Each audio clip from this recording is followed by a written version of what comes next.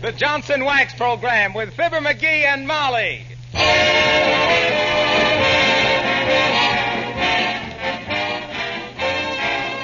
The makers of Johnson's Wax and Johnson's Self-Polishing Glow Coat present Marion and Jim Jordan as Fibber McGee and Molly, with Bill Thompson, the King's Men, Billy Mills Orchestra, and all stuff like that there. The show opens with I Want to Be Happy.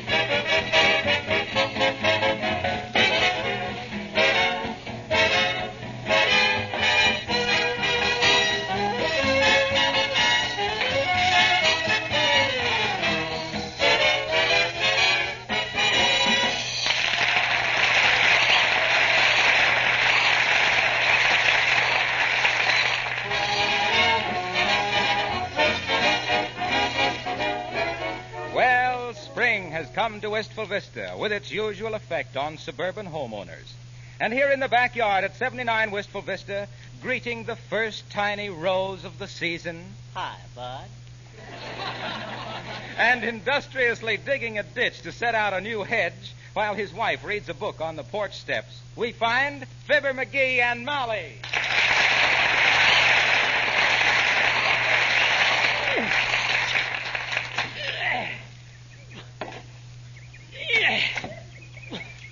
Oh, boy, why'd I ever start this job anyway? My back's about busted. Oh, well. Well, how you doing, dearie? Oh, swell. Am I ever having the fun, though? This digging makes you feel good all over, Molly. Don't know when I've enjoyed myself so much. You want to try it? No, dearie. Planting a new hedge was your idea, so you handle it. Why, Molly, you don't realize the pure joy of working in the soil. Why, just think. This is our land. Our native land.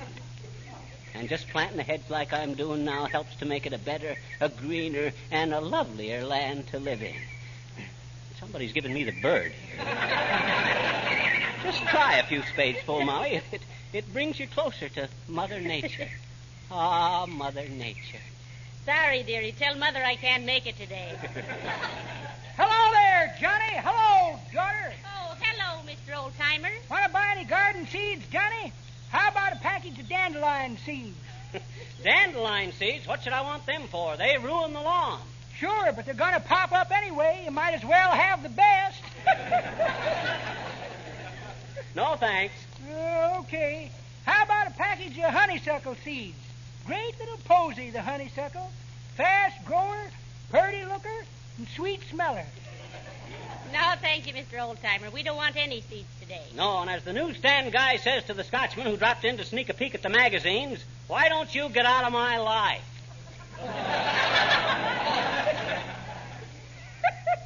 That's pretty good, Johnny. But that ain't the way I heard it. The way I heard it. You interested in the way I heard it? No. The way I heard it, one feller says to t'other feller, say, says, I see where... Still not interested? No. Okay. See, says, I see where this Molly McGee was voted one of the best-dressed women. Does her husband dress well, too? No, says t'other feller, just warm. Well, so long, kids. Get your garden seeds here. Get your Lulu a lily. Get your mommy some poppies. Garden seeds here. Like that. Get it, get it, get it.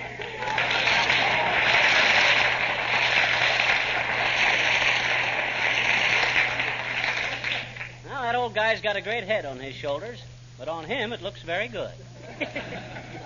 You better finish digging that trench to plant the hedge in, McGee, before it gets dark. Okay, but I think I'm taking out too much dirt, Molly. I don't think I can get it all back in there. Oh. Better make the trench a little more shallower.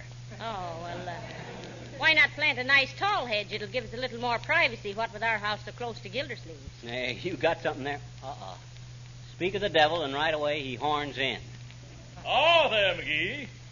May I ask what you think you're doing? Why, certainly, Mr. Gildersleeve. McGee's digging a little trench. He's going to plant a hedge along here. Oh, he is he? Yes, he is he? And if you'd come along tomorrow about this time, you'd have caught me with my plants down.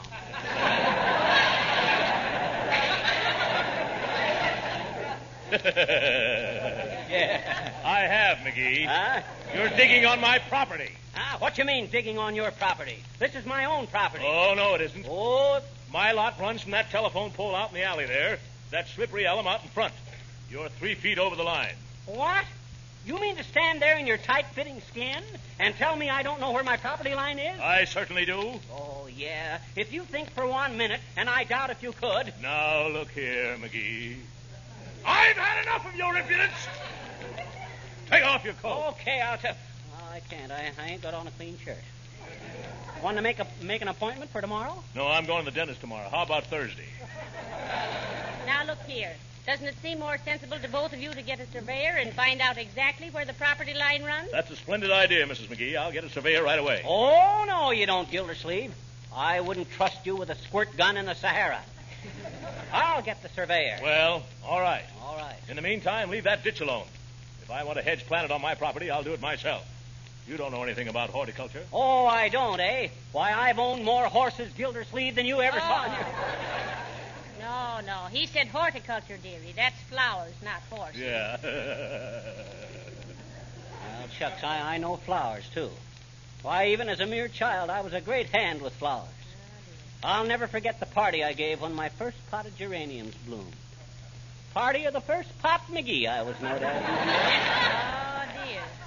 Party of the first pot McGee, persistently planting prize-winning petunias, prim roses, precious peonies, proud poppies, and ponderous palm trees, picking up a pretty penny, purveying pink and purple petal perennials for pleated pants playboys to pin on their particular powdered and painted poopsie-whoopsies, and publicly pronounced the fearless promoter and ping-pong pop of pod and pollen from the posy producer's topmost layer. But play something, Mills, while I get a surveyor.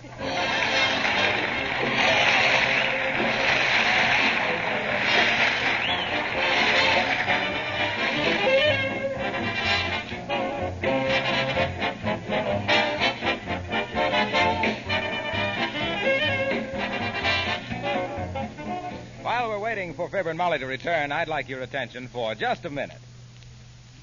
The other evening, I dropped in on some friends, and they took me right out to the kitchen to admire their new linoleum. Really was an attractive pattern and made the kitchen very cheerful. And do you see that glistening finish, they asked me? That's some of your Johnson self-polishing glow coat. Of course, I congratulated them, not so much on their new linoleum as on their good judgment in protecting it right away with glow coat. They won't have to worry about that linoleum wearing out or becoming dull and faded. Its colors will be preserved for years in all their original freshness. And the linoleum itself will last much longer than if it were left unprotected. Besides, Glow Coat will save hours of work because it's self-polishing. It requires no rubbing or buffing. Simply apply and let dry. Glow Coat does the rest.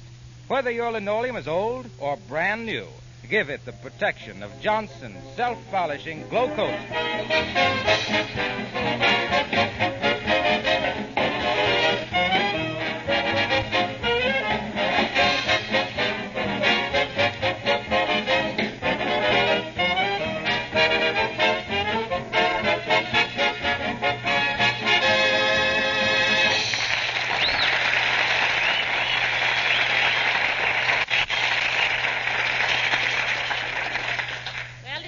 Surveyor, McGee? Yep, he'll be over shortly.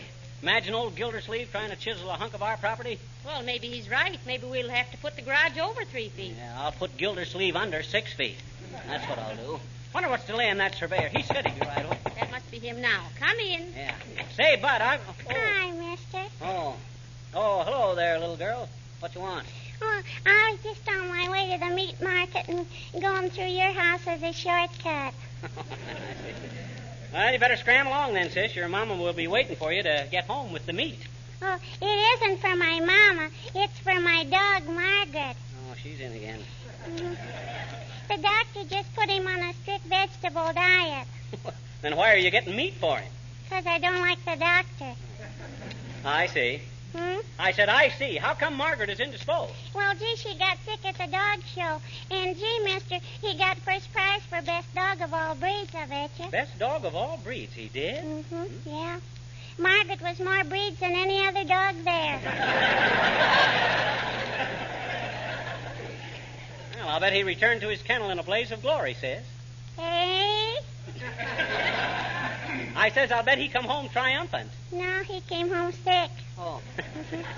Just nervousness, probably. Maybe he had a girlfriend in the show and saw some Doberman pincher. No. The first prize was 10 pounds of dog food, and Margaret staggered home with a terrible hamburger hangover. And, gee, we had to call a dog doctor. Oh, did he give Margaret a thorough examination? No, Mama said he just dog-nosed him. Who dog-nosed who? Well, first the dog doctor dog-nosed our dog, and then our dog dog-nosed the doctor. What'd he have? A little beard and glasses and striped pants. Who, the dog? No, the doctor. Look, sis, I'm talking about Margaret. What did you find out he had after the examination? The doctor's striped pants. Or part of them, anyway. Well, I gotta be going now, I bet you.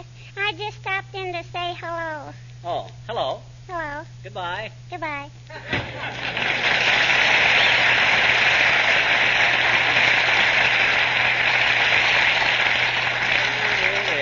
You know, Molly, there's something about that kid that kind of reminds me of you. No. Yes, there is. I don't know what it is, but sometimes when she speaks... McGee, Huh? listen. What's that noise? Oh, it's coming from the fireplace. Sounds like somebody's coming down the chimney. Can't be Santa Claus because I haven't been a very good boy. Hey, what the... Heavenly days, McGee, it's Mr. Wilcox. Now, look here, Now, Harlow. wait a minute. I can explain everything. But first, let me go out in the kitchen and wipe this soot off my face. All right, but don't track that soot all over me clean linoleum. Why not? You've got Johnson's self-polishing glow coat on the linoleum out there, haven't you? And you know it can be wiped clean with a damp cloth. So what are you worrying about? That's all very well, Harlow, but I'd like to know what you're doing climbing down through our chimney. You think because Fred Allen has eagles on his show, we got to have a stork? Just a minute, Fibber. Now, Molly, don't you find that glow coat saves you hours of house cleaning? Why, certainly I do. And I particularly like Glow Coat because it requires no rubbing or buffing. That's what I keep telling them down at the office. That's right, Harlow. Answer my question. What's the idea of sneaking down the chimney? Well, don't blame me for that. Gee, I've even ruined a good suit of clothes. Then whose idea was it? Well, the sponsor said to bring the advertising in differently this week. But if this keeps up, I'm going to ask Mr. Johnson to give me my old job back in the shipping room. That's what I'm going to do. In the shipping room. Well, that's what I call doing a fireside chat the hard way. Oh, look, McGee, out the window. There goes a man with a tripod over his shoulder. Is that the surveyor? Huh? Where? Oh, yeah, that's the guy. Now we'll get this boundary line settled once and for all. You coming, Molly? No, but I'll be out in a minute, dear. Okay. And don't start another fight with Mr. Gildersleeve. All right, but as the cannibal says when he's seen the skinny missionary, I ain't going to take anything off of that guy. You come out as soon as you can, Molly. Oh, dear, what a man. He can cause more trouble than a hornet in a hairnet. I only hope he...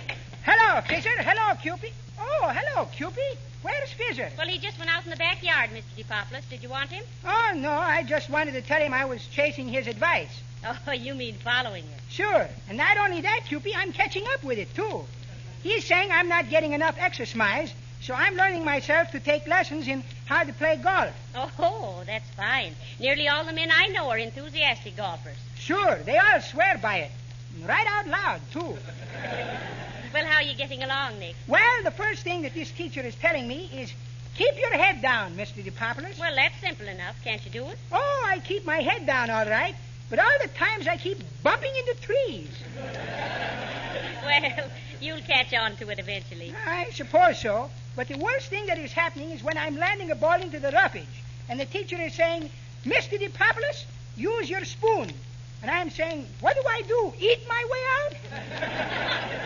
Well, all you have to do is keep at it, Mr. DePopulis. Cupie, I have made a vow that I am going to learn this golfing if it is taking the rest of my natural life. And if you play golf, you can't lead one.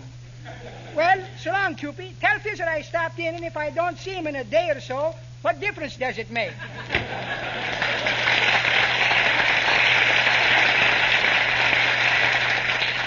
My, what a fuss men make about golf. After all, it's just like kids playing shinny, only they get home later for supper.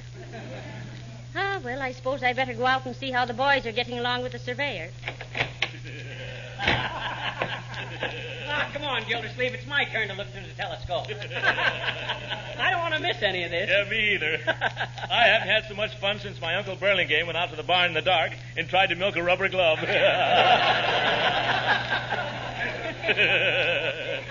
McGee, look. Look at them now. Let me see, quick.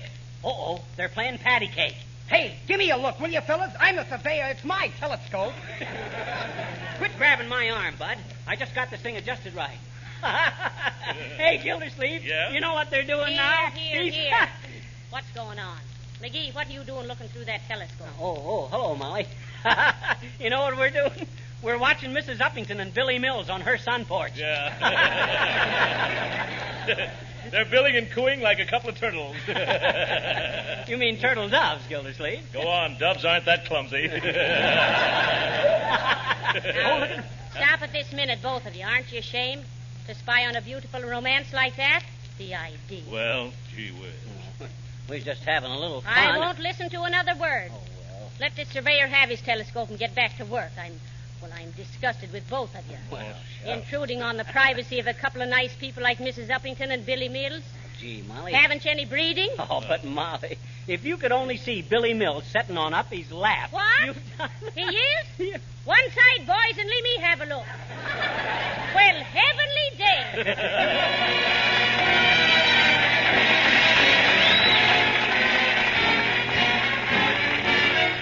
The King's Men sing Jerome Kern's All the Things You Are. I sought for my ideal. I searched the whole world through. I wanted love far above any love that the world has ever known. Fate sent me back to you. You are the promised kiss of springtime that makes the lonely winter seem long. You are the breathless hush of evening that trembles on the brink of a lovely song. You are the angel glow that lights a storm. The dearest things I know are what you are. Someday my happy arms will hold you, and someday I'll know that moment divine when all the things you are mine.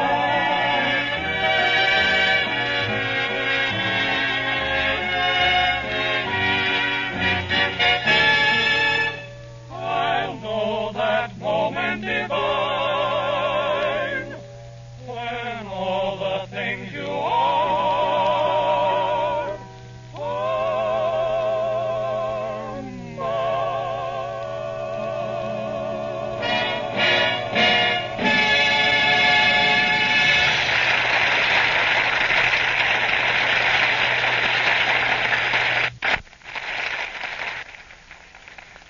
Well, McGee, what does the surveyor say? Is our garage on Mr. Gildersleeve's property, or isn't it? Well, he ain't through figuring it yet, Molly. Hey, Cap, how much longer are you going to take? Just be a few minutes now, Mr. McGee. Well, hurry up. I haven't got all day to stand. Uh-oh, McGee. Here comes Mrs. Uppington. Huh? Oh, you don't think she's seen us peeking at her, do you? I don't think so, but we'll soon find out. Mm-hmm. Imagine her setting her snood for a young man like Mr. Mills. Why, it's robbing the cradle. Well, I don't know. That fella hasn't let a lullaby for a long time. Oh, how do you do, Mrs. Uppington? So nice to see you. Up close. Oh, how do you do? How do you do, everybody? Oh, my. Aren't these spring days simply lovely? I'm getting so I spend several hours a day on my sun porch. Yes, we know. Excuse me for being personal, Mrs. Uppington, but your lipstick is smudged. Oh, thank you, my dear. Oh, my. Isn't it terrible how one's makeup can be disarranged when one is merely puttering about the house? Nice putter you got, too, Uppy. Yeah, I beg your pardon. Have you seen Billy Mills lately, Mrs. Uppington? Oh, you mean the maestro? No, I don't think I... Oh, yes, I saw him just a short time ago. Imagine me forgetting that. Yeah, imagine that. Quiet, Gildersleeve. Isn't Billy Mills a sweet man, Mrs. Uppington? Oh, yes, indeed, my dear. We have so much in common, both being lovers of music, I mean. In fact, he came over this afternoon to lead the Boston Symphony in Schubert's Serenade. Well, you don't get much privacy together with the whole Boston Symphony Orchestra on your sun porch, do you, Uppy? Oh, I'm afraid you don't understand, Mr. McGee. Doesn't he? The orchestra itself wasn't there in person. I merely put the record on my Victrola, and Dr. Mills stood in front of the speaker, baton in hand, and led the orchestra through a simply flawless rendition. Oh, my, it was such good, clean, healthy fun. Yeah, I'll bet it was. I've got to look into that sometime. And tomorrow, the maestro's going to bring over his favorite phonograph record, Cohen on the telephone. And he's going to let me play the part of Mert. Isn't that simple? Hey, Mr. McGee. What you want, Bud? Say, I just finished the survey, Mr. McGee. Yeah? So I took another look through the telescope, and that dame ain't on the sun porch anymore. Hey. Dad, Red, Bud, why did you Sun have... porch? Dame? Telescope? Oh, so that's why you were all so inquisitive. Well, goodbye.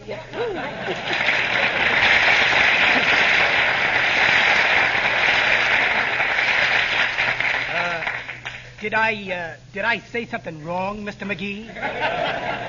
Not at all. You've just lowered our social Crosley about 20 points. All right, Cap, now that you've done your measuring, what do you say? I was right, wasn't I? I'm sorry, Mr. McGee, but you were wrong. Huh? The property line runs straight through your garage. What? And your whole driveway belongs to the other party. Oh. Well. McGee, I hope this teaches you not to doubt the word of a Gildersleeve. Heavenly day. Now, look here, Gildy, old man. You aren't going to want much for that tiny little strip of land, are you? Why, no, McGee. I don't want a cent. Oh, you don't? No. And do you know why? No. Because I won't sell. Oh, now, Gildy. Don't you gildy me, McGee. Oh, but listen, pal. Take your hand off my shoulder, McGee. And take your ramshackle garage off of my property, too. Yeah, but look, Gildersleeve. And quit hanging on to my coat sleeve. Oh, just a second, Mr. Gildersleeve. Yes? That ain't all. Oh? There's something else funny about this situation. Is that so? What is it? Well, according to this deed of yours, you own Lot 29 in the Wistful Vista subdivision, and McGee owns Lot 30. Yeah, that's right. Well, I just discovered the funniest thing. Go on. Tell us all about it. I'm trying to. You've built your house on Lot 30, and McGee's built his house on Lot 29. You mean to say that I... What?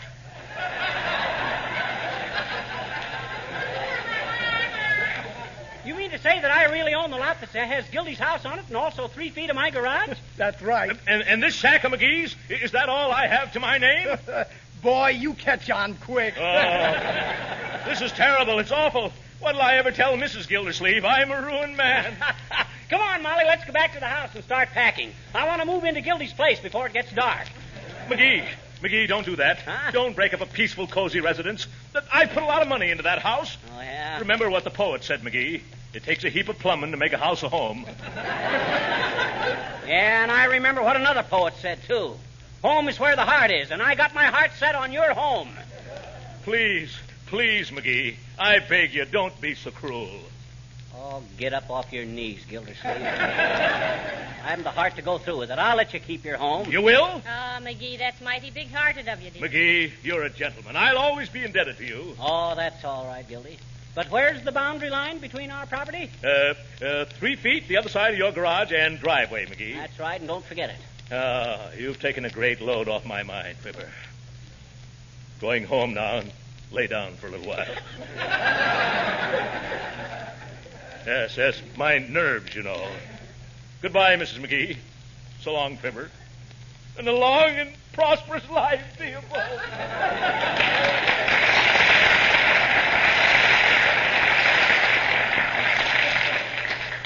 Hey, Mr. McGee, is that all you need me for? Yeah, that'll be all, Cap. How much do I owe you? $5 for myself and $2 for the rental of these surveying instruments. Oh, do you have to rent your surveying instruments every time you get a job? Oh, Molly, I forgot to introduce you. This is Cap Stivers of the old vaudeville team of Stivers and Stuff. Oh, Yeah. an actor. Yeah. I thought he was a surveyor. Yeah. So did Gildersleeve.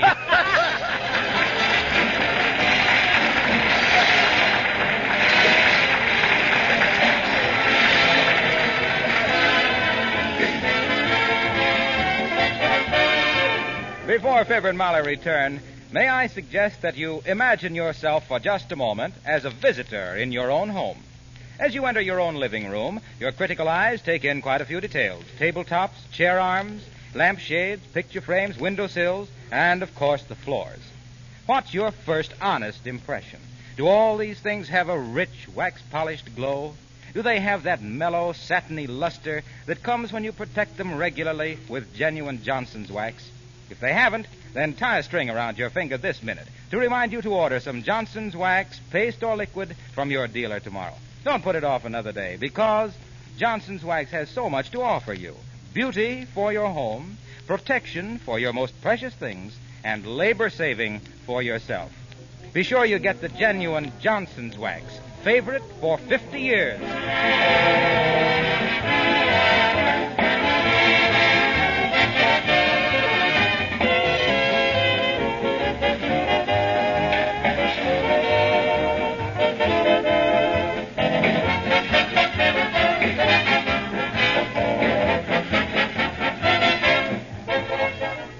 Aren't you a little ashamed for deceiving Mr. Gildersleeve about that fake surveyor? Molly, when a man is fighting for his own home, for his loved ones, with the wall against his back, and the... Come in. Fibber McGee and Molly, You betcha, Bud. What you want? can you give me an interview sometime tomorrow? I want to write a story about how you two achieved such popularity on the radio. Oh, how nice. Yes, indeed. Call us up anytime. Yeah. What magazine you work for, Bud? No magazine. I write mystery stories. So, he thinks it's a mystery, does he? Oh, well, you can't please all the people all the time. No. We're lucky to do it for a couple of months in the summer. Good night. Good night, all.